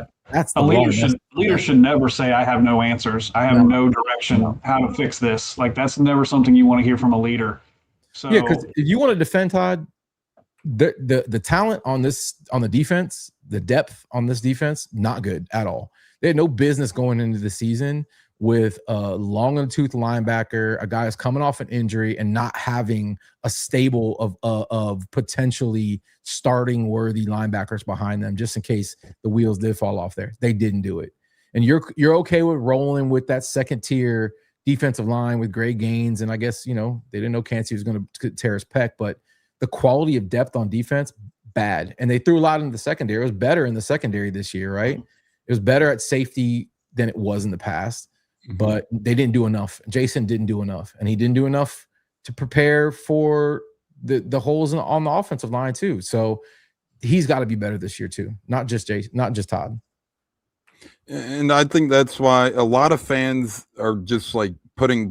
You have your light haters, you have your Bulls haters, you got people blaming the roster. It was a cute combination of all three, in my opinion. Todd obviously most deserving of the blame, right? He's the leader of men. He didn't lead them down the stretch. And not only bad teams, Stank, all quarterbacks besides the Panthers that didn't start the year at quarterback, right? You had Tyler Shuck come in about a month into the year. You had Miami with the backup QB. You had Kirk Cousins playing for Atlanta. So it's not even like these are starting quarterbacks. No. They were all quarterback. And again, Tyler Shuck ended up okay, but he didn't start the year. And you look at it like, Bulls didn't get these guys ready, but at the same time, it was clear and evident to me, as you alluded to, we didn't have the dogs on defense. That was a blueprint of the Bucs when they were winning, even in 2020 with Brady and them. They could take over games on defense. You can't look at anyone on the Bucs right now, including Antoine Winfield Jr. And I love Tweez, but nobody could take over a game on defense on this Buccaneers team right now. They haven't done it all year. It's been a couple of years, so. I think Cansey has the ability to, but it's hard to do that when you can't stay healthy. We'll see if the Bucs could kind of rally together, get that defensive roster this year intact so they could take over games. And then some of the players, we talked about it on the show all the time. Maybe it was a one-year deal, guys, that their heart and soul just isn't into it. But good God, some of these backup defenders, it just seemed like they weren't putting the effort in, at least every single play. Yeah, and special teams too. The Hassan Reddick Shoenka signing was a disaster. He ended up being an issue as far as how he carried himself around the team. That lackadaisical, don't give a fuck mentality can't be on your football team. I don't care what you paid him to be here. You can't have guys like that. And he had some talent. He had some flashes, but I've heard some things. The style that we play on defense is so ultra conservative. You are neutering your good players. Antoine Winfield has to sit back there and basically, on his heels all the time because, he doesn't get the benefit of a consistent pass rush for one. Not to mention, Todd's not really willing, even though he's great at drawing up blitzes, there are times where he just crawls into a fucking shell and doesn't blitz whatsoever and sits back in these zones and allows his guys just to get eaten up underneath over and over and over and over again. And he's lost his fastball. And that's what I think. Like, you don't see an edge on this team. Nobody plays nasty. Our corners aren't nasty, right? Jacob Parrish is probably the nastiest from just an angry kid. That guy never smiles. Show me one time, one press conference, one picture of Jacob Parrish smile. Doesn't smile. He's angry. All right. You need more guys like that. You need some nasty out there, bro. Tyke, he's got the dog in him, but I feel like they've all been put on a leash. And I want my corners to draw some ugly PIs. I want my receivers to fight my corners. I want some as much as Devin White was a problem. You kind of need a guy like that who's just a piece of shit sometimes. Yeah, and I felt like sorry, Stank. I felt like Winfield at times was just playing to erase mistakes that he knew were going to be made, so he couldn't play aggressive like he has been when he's balling out. He's been forced to be cerebral. That's a tough cerebral. Yeah. Right, versus just instinctive. We know how instinctive he is. He's that guy where he's a fucking absolute ball hawk and a smart football player, much like Rondé, which is why a lot of people made the comparison between the two, because right place, right time, has a feel for it, can, comes up with for miraculous plays, is a wizard at getting the ball, taking the ball away from people. Like he still has that in him. And we saw flashes of it even this season, but he's not free to go out there and do that all the time, because I feel like he's been tasked with being you need to look out for this guy, right? The secondary coaches are like relying on him to make sure that guys aren't out there fucking up. And Rondé himself said it. This defense is too complicated. Yep. Rondé said, I don't like this defense. When you're Hall of Fame, Mr. Everything, nickel, corner, safety combination, absolute fucking dog of a human, but a smart guy is saying he doesn't like your defense, that's a problem, bro. That guy knows everything there is to know about this. And he talks to the players, by the way. He knows what they're struggling at, and he knows why they're struggling at it too. So, he still like has one foot in with the organization, so he can't come out and completely say everything and throw Todd under the bus, but he's kind of thrown Todd under the fucking bus. And so that's why it's shocking to me that guy's still here right now. It's shocking. Yeah. And I hope we can, everybody wants to go get Crosby, and I do too. I'm not going to lie, because I think he gives you that edge, but I don't want to see him drop back into coverage. I want to see him pinning his ears back, going after the quarterback. But Todd drops his rushers back into coverage so much that, and in critical times, like what last year we saw, was it last year that Yaya dropped back and it was like on a 4th down on a big play? It might have been, was it in the playoffs against Detroit? And he got stuck out there with Gibbs or Montgomery on a 4th down or something. Yeah, I think you're right. Yeah, that sounds right. In that position, like that's not where his strengths. You got to coach these guys to what they can do well, not what they can't do, right? And we've seen no development of an edge rusher. We've seen no evolution of a pass rush with just the 4. Levante is a legend, but you still putting him in positions to where, like this year, the safety play was so bad because it was compensating for the linebacker play. Yeah. And it's just one after the other, blown coverage, communication. Well, then make it simpler, man. Make it simpler to where those guys are blowing coverage and they don't even know if did I blow it or did he blow it? I don't even know who blew the coverage on this play. Yeah, and there are multiple ways to get the job done on defense. It's still at the end of the day, read, react, hit, tackle, right? That yes. Offenses are doing all kinds of crazy stuff now, confuse defenses. But at the end of the day, you can still, out physical teams. You can still impose your will on offenses. That's not part of what we do at all. So it's like trying to outthink guys and trying to fool teams by dropping guys like Yaya. Yeah, there are good outside linebackers who can cover in this league, right? We don't typically draft that style of outside linebacker, defensive end, whatever the fuck you want to call them, right? Like there are guys who are hybrids that can do both, like true linebackers that can rush the passer. We're drafting more prototypical ends in that's not what they do, right? That's not down. They're not going to cover Bijan down the field, bro. They're not going to do that. I'm sorry. They're just not. It's hard enough for, a great player to cover a guy like that. Then you're asking guys that aren't great in coverage to stick with guys who will leave you, without your ACLs. That's not. It's just not smart, right? And you're not and you're not fooling anybody anymore. By the way, right? I think we got worse as a tackling defense over the last 4 years as well. Like the amount of missed tackles that we've seen especially this last season, big plays out in the flat or Tyler Shuck just somehow getting away from 3 players on one play to score a touchdown. Like the fundamentals are also lost in all of this complexity of this defense as well. Like if you can't remember the coverage, you would hope at least you could tackle when the guy got in your space, but we can't even do that.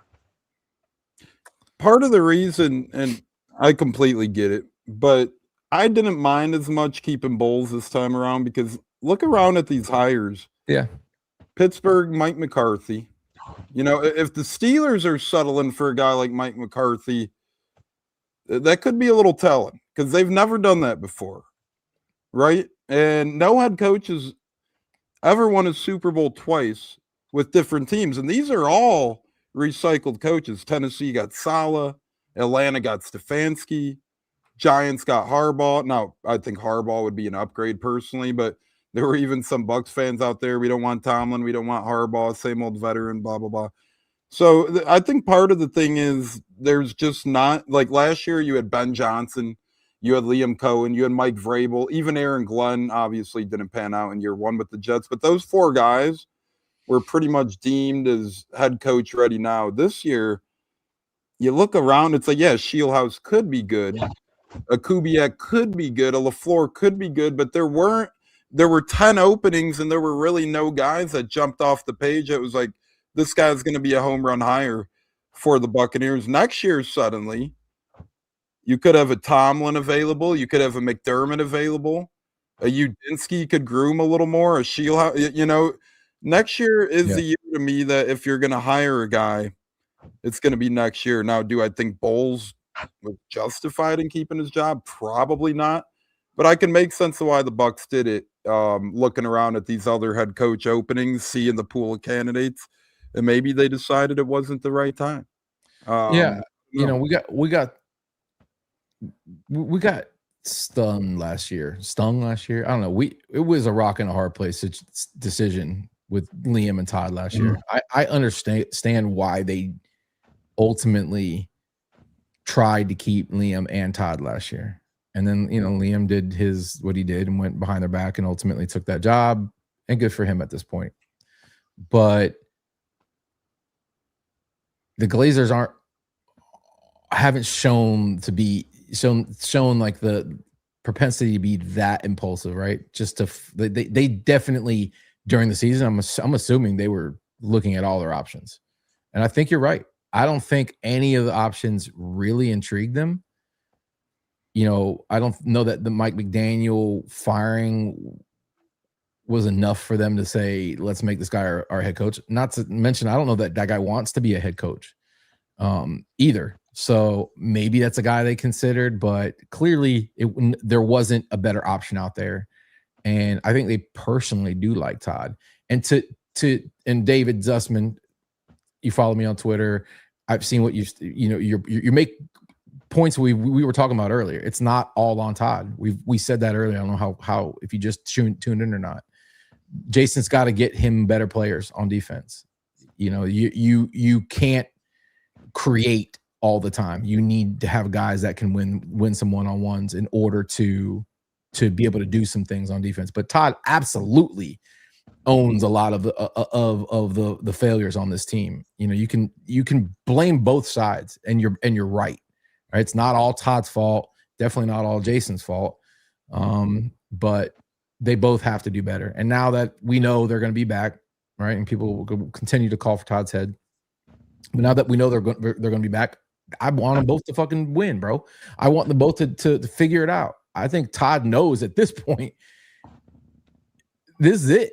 Like, you know, like this is, you're going to retire soon or get fired soon. One of the two are going to happen. So, you know, you have to put your best foot forward at this point. And I think Jason knows too, like, I've got to give this guy more to work with because we do have the pieces on offense to win now. Right. And Mike Evans is probably sitting back and saying, all right, show me. Right. Show me. Cause I'm not going to come back on that fucking football field if I don't feel like we can win football games on defense. If I'm Mike Evans right now, I'm losing that fucking 28 or 14 point lead at the end of that game is still crawling around in my stomach right now. I'm sure he's looking to say, like, what are we going to do to fix this shit? Because I don't want to be a part of that anymore. Right. So they've got to get this shit figured out now and try to run it back on offense. They got to figure out the center position and figure out what they're going to fucking do and get some better pieces in the interior line, have some better depth there. And I think the offense is good. You know, if Rashad definitely doesn't come back, then they're going to have to add maybe another back. Outside of that, tight end, maybe you can talk about what we're doing there, but you don't need to fix the offense. You need maybe add pepper in a couple more pieces and use free agency or maybe, sign a guy here and there. I don't know. Defense needs a 50% overhaul. and a dude or two that can get to the fucking quarterback, even if they are situational pass rushers. I don't care. They can get there they're in the right situation, then do it. Then use them. Atlanta did it. They drafted 2 undersized linebackers who got to the quarterback. You know what I mean? So go fucking figure that shit out. Absolutely. I've been pounding, and again, I put it 60 Bowles, 20 light, 20 on the players, right? That's how I'd probably divvy it up, where Bowles does the math. But good God, we've been seeing the same edge and middle linebacker problem the past couple of seasons now. You could put Dennis's name in there. You could put Britt's name in there. You could put the last year Devin White's name in there. It was all the same old story where lack of linebacker play, lack of edge play is hurting the team. But I do think Jason Light is pissed off. I think that's why we also haven't seen him on social media, really tweeting out there. It's eating him alive to not making the playoffs, winning the NFC South this year. So I think Stanky's going to put together a hell of a battle plan. And if he overspends, fuck it. As long as it pays off, I think Bucs fans will be happy. I'll say one more thing. This is not a dictatorship when it comes to adding personnel to this football team. People might think that it's Jason Light decides, I'm going to do this, and you're gonna draft Emeka Egbuka. No, it doesn't work like that. Him and Todd work together. They look at this roster. They identify, positions that need help, right? And then they see what falls in their lap during the draft and in free agency. They didn't spend enough last year. They didn't spend it correctly. And Todd has owned some of that. I'm sorry. He should have seen this coming too, with the lack of fucking depth at positions on the part of the team that's his specialty. So if he was assuring guys and assuring Jason, I can get it done with this group. Oh, I can get it done with this group. That's on Todd Bowles at that point, because he shouldn't have been. He should have been in Jason's fucking ear saying, I can't get it done with this guys. And I have to see what's coming around the bend with 54. And I got to admit to myself that we need to add a guy or two right now, last year, not right now in this offseason, but last offseason to get ahead of what's coming. They didn't do enough. And Todd is a part of that. But yes, Jason owns some of that shit too. And I would say that to him. And if he comes on the podcast again this year, he already wants to fight me. So, and he already does. Zack has seen it. He already is extremely abusive to me. Yeah. In person, every single time I see him, he tries to harm me physically. So I'm not afraid to tell him that kind of shit. I'll say it. I think he would admit it. He's bigger than you think, by the way. Yeah. Don't forget, He is. He's a former Nebraska lineman, so I talk shit, but then in person, like, I'm around these guys, and I'm not that. All right. Yeah. I think his biggest hang-up is he needs to be more aggressive with the draft picks when it calls for it. Right? Like, I don't think I'm necessarily mad about this offseason, because the only edge that really went was Jalen Phillips, and you had a 3rd-round pick on that guy, and he was a free agent after the season. So you're really giving up a 3rd-round pick for half a season. So that one didn't really bother me too much. But, people keep pounding the table that he didn't do something for Garrett or Crosby, but, like, just because he wants to doesn't mean they're invisible. Yeah, you can't. Yeah. So, you got Mike Greenberg back there who's going to say can't do it. Don't do it. You guys think that Jason makes all the decisions. When it comes down to figuring out if they can do it, it's just like, when you're a kid and you go to mom and dad and they're like, can't afford it. Sorry. Yeah. Like, Greenberg at some point is going to tell you, no, we're not doing it. And Jason obviously values the commodity that it takes to sometimes trade or get players, or understands how much a certain guy's going to impact your salary cap, and isn't willing to do that either. And unfortunately, they're not going to be able to spend crazy again this year, because, like him or not, people, Baker Mayfield is likely going to be here for a long time, and that guy's going to most likely going to get paid. He's putting together a really fucking strong resume here, and hopefully has a phenomenal season and gets paid out the ass this year. But they're going to have to make sure they got the money to pay that guy too. So they're going to be able to add some pieces, but they're going to have to be smart about it again. Yeah, and Light said multiple times that he's not going to put the future of this franchise in jeopardy by making bad moves in free agency, by doing all these, like you got with the Eagles that have like $100 million in dead cap, over the next couple of seasons. Yeah. Jason's not going to do that. So we got to work within the structure that's not going to jeopardize the future of the franchise. He doesn't want his legacy to be, he was good. He was, really good, but then he fucked us for the next 20 years after he left because of all this bad contracts that he put together. Yeah, he's not going to be Mickey Loomis. He's not going to mortgage a future for the now, unless it makes sense to, like it did during the Brady era when they did go all in and they did some, they really extended themselves, and we paid the price for the last couple of years, still paying off some of those debts. But that was a special circumstance. So, you can say that Jason says no to all these things. No, it's got to make sense from the player standpoint. The value's got to be there from a money standpoint. And if you're trading for somebody, they've got to be here for a long time. You got to trust that if I'm going to trade future draft stock for a guy, that it's out of position and hopefully adds the piece we need, because we're one player away at that position. But the problem is we've got lots of holes to fill.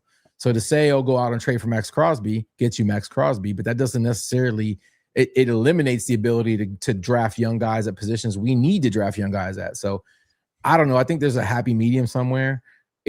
We need to get pass rushers in this building one way or the other. So I can understand the argument. People are like, well, sometimes you got to fucking do that shit. So yes, you're not wrong there too. It just has to be right. So we don't know what they've tried to do and ultimately what didn't work out. We don't know that. So, and I think 2022, perfect look in the mirror. We brought in a couple big ticket guys that year, Akeem Hicks, Russell Gage, a couple other guys. Look at the bloodbath that's set up. Remember, Bucs fans were heated when we brought in a $4 million a year Baker Mayfield, but that was the situation we were dealt because of signing a lot of guys that ended up biting the bullet. We had to pay, had all that dead cap money. Brady I was one of those guys, Tones. Yeah, I was one of those guys. I was too, Stank. I was too. This guy's not going to beat out Kyle Trask, right? This guy's not going to beat out Kyle Trask, bro. No fucking way, Baker. Get off my football team. This is Trask's football team. He got to breathe in Tom Brady's aura and smell him every day. So therefore, he's the next Buccaneer guy. Kyle Trask. Future Buccaneer Kyle. Kyle, bring your other friend Kyle. Come on back. Come on. Maybe we'll get a 2-for-1 on Kyle's. Bring your friend Kyle over here, and let's have a party. Yeah, if my pops was cracking up when you said we need Kyle, like in a good way, we're like, we would love Trask as a number 2. Nothing against Teddy Bridgewater, but nothing needle moving there. Rather roll the dice. Guess what? There's only one guy on the fucking planet Earth right now. One that knows Zack Robinson's offense and this Bucs' current offense. There's only one. Wow. Think about that for a second. Right? The Kyle Trask could have created leverage somehow for himself. He could have created leverage. He's gonna be like, not only do I know both playbooks, I can be the guy to teach it to everybody. Yeah. Meeting him at the Arians Family Foundation golf out, he was a treat, man. He was a lot of fun there. It was a fun time there in general, but that's my dude, bro. Extremely awkward and uncomfortable. And every single time, and Sam were openly clowning a guy who's huge, by the way, 6'5" NFL quarterback that could pound Sammer into the earth, but openly clowning him in front of us. And I had to hold Kyle back, and that's how me and Kyle became best friends. And next time you have me on, I'll tell that story. Yeah, before we will wrap up, because I'm gonna have to start paying Stank overtime here shortly if we don't wrap up. We only went over an hour over what you initially did. I can't fucking talk anymore. Bro, shut the fuck up. When we had Scott Reynolds on, we were supposed to do 15-minute segments. We had 4 reporters on, and Scott Reynolds closed the show for us. And Scott stayed on for like 2 hours. That's all. At one point, him and Pat Donovan had like a 20-minute hijacking of the show, just going back and forth. And they actually broke the news on there that Greg Allman was joining them for the Insiders this year. I don't think WDAE was too happy about that. But it is what it is. I will say Kyle Trask, hell of a guy. Mm-hmm. Me and my fiance were at Bucs Colts a couple of years back, preseason game, the one that Brady actually came back for after the shenanigans. 2022, nobody obviously wearing a Trask jersey. I gave my fiance a trash jersey to wear. He comes up to us willingly, go, hey, how'd you become a fan? This and that. So I was bullshitting with him. Hey, I met you at the Family Foundation golf out. And he's like, he noticed the mini helmet in my fiance. He's like, let me sign that for you. He's like willing to do things. That nice of a guy, Very looking nice. at kids around him. You want this? You want this? So just a true pros pro. Scotty Miller was the same way. He was a great human being. Scotty, Well. Buccaneers legend, Scotty Miller. Your guys' first ever interview, right? Or podcast thing out, was it? It was Scotty Miller. Was that your first ever Buccaneer one, or did you have a Buck player on before Scooter? That was Mancave. Matt Gay might have been our Matt first. Gay was it? That was Yeah, it. I That don't was think it. Scotty. Does Scotty come on with us? Jesus. No, I Christ. was thinking I don't think T-shirt. Scotty. I smoked a lot of marijuana as a child, bro. All right, I apologize. No, I don't think they had Scotty. Maybe Scotty did come on, and I don't remember it. No, I'm thinking of your first big selling T-shirt with loose. I remember the little scooter on the T-shirt. Oh, yeah, that was Sammer. Sammer, Mhm. his creative color pencils there. He likes to draw things. And I should have remembered it was Matt Gay though, because when we went to battle in the tournament, I remember Poppy bragging about Matt Gay being the first guy. That's the reason I hate kickers. All of them. Broke your heart. Yeah, Hey, he my broke brother. my fucking heart. My brother's a Colts fan, so my dad had to deal with Matt Gay, not once but twice, breaking hearts. And then he goes to the Rams and fucking kicks. And Tones, have I showed you my game worn Kyle Trask jersey? Have I showed you that? No, you have not. You have not. Zach, grab it for me real quick. Show him. My Oh, if game you're worn. one of that, that's long gone, brother.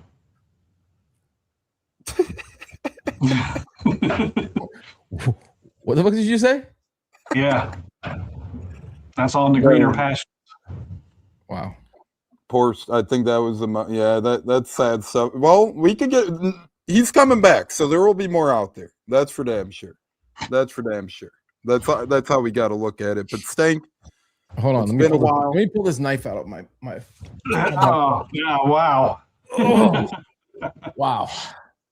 not Yeah. only are we going to get fined for overtime, but Zach, you're going to get us fined for Yeah. displacing goods. I'm gonna put my balls on this hat before I mail it to you. When I get out, we're You know bad what? over here. That's fair. Hey, that's called a game use Stank hat. So I It's think gonna hey, it's gonna be game worn if you know what I mean. Yeah. Yep. Yeah.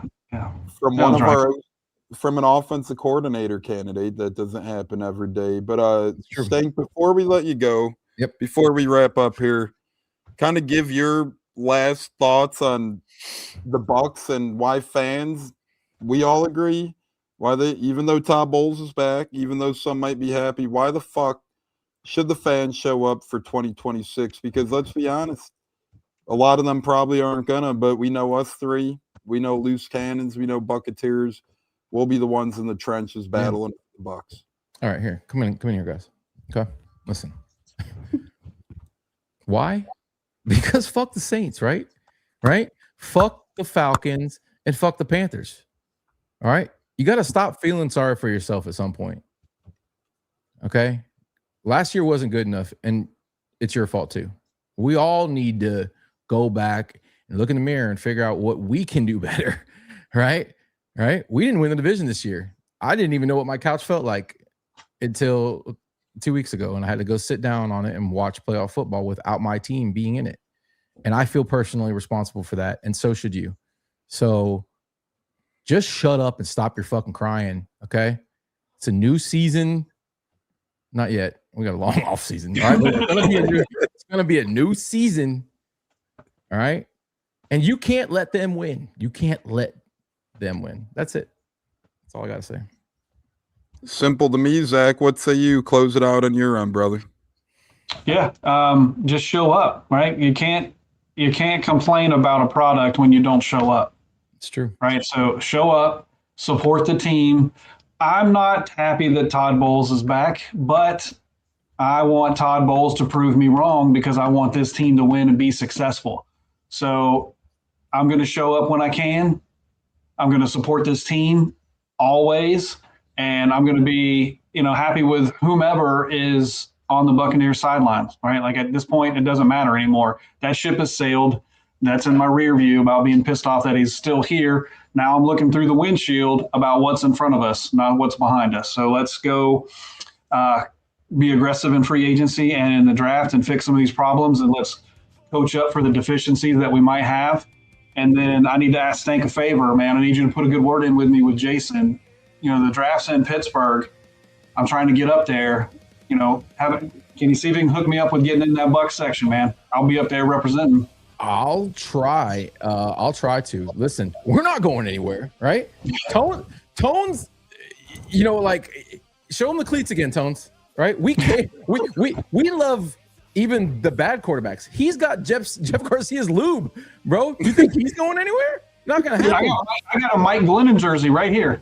Right. Like, we're not gonna give up. I'm gonna cheer for dog shit good. That doesn't matter to me. I'm not going anywhere.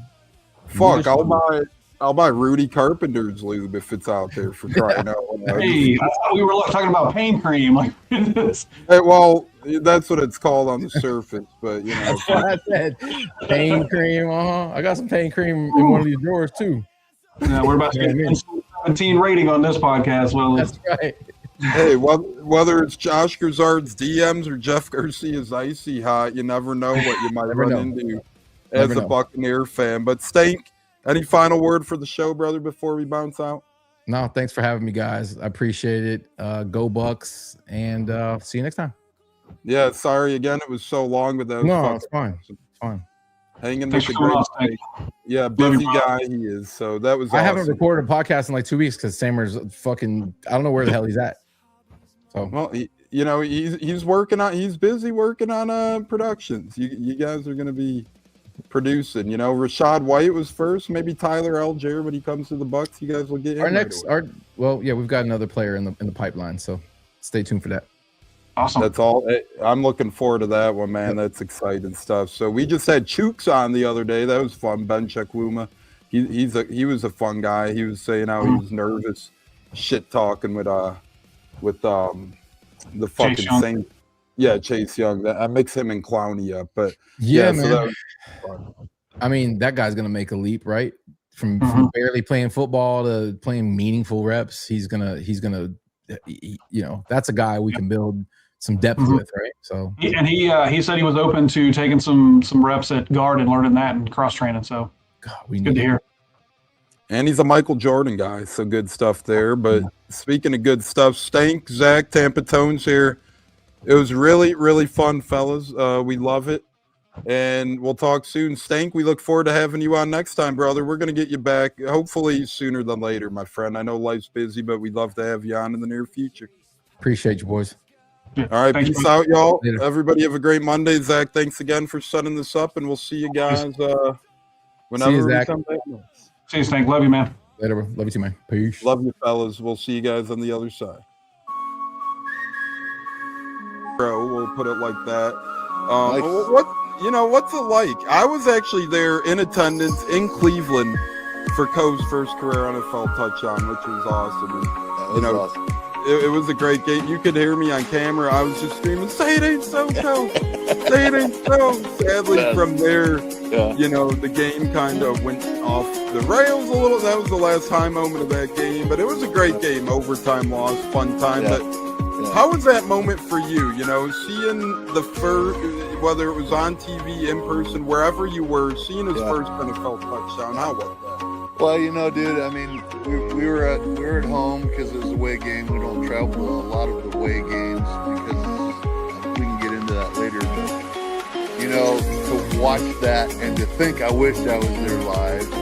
So to have your video was so cool. And just that, man, this is so cool. I mean, that was so cool for us.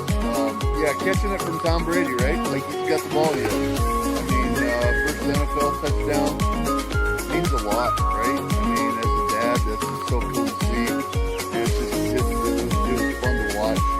And, it didn't have the outcome we wanted, but still the same. What a memory. What a memory to have, right? So, and honestly, cool. those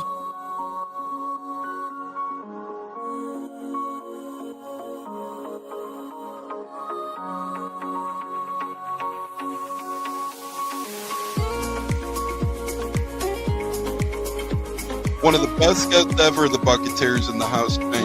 You guys hear him on Tampa radio all the time. He's one of the best in the business. My favorite personal in the business. That's why I'm elated tonight.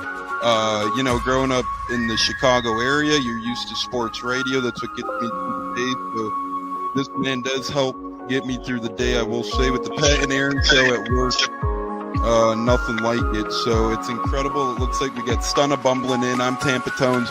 We are joined by lead goon tonight, host of the Pat and Aaron show of WDAE, Pat Donovan. And it sounds like Stunna is bumbling a little bit. Gonna put him on mute for a second until that gets a little clear. But we're joined by Pat It looks like Donovan. Stunna's hanging out with Cheech and Chong in a car with the windows up or something over there. It does look like you got a little. No, my camera's broke. And he was trying to pull me in big time. And then I was like, hey, nothing's happened with Indianapolis yet. Like, I really want to give Indy a chance. And then also I talked to Cody Bruton, once he took over Richmond Cannon, still like, well, look, I was like, y'all just give me the opportunity to explore free agency, see what's going on, and then kind of make us do it. All right, everyone, you are tuned into the Buccateers at wide receiver, Kalen Geiger, and we are about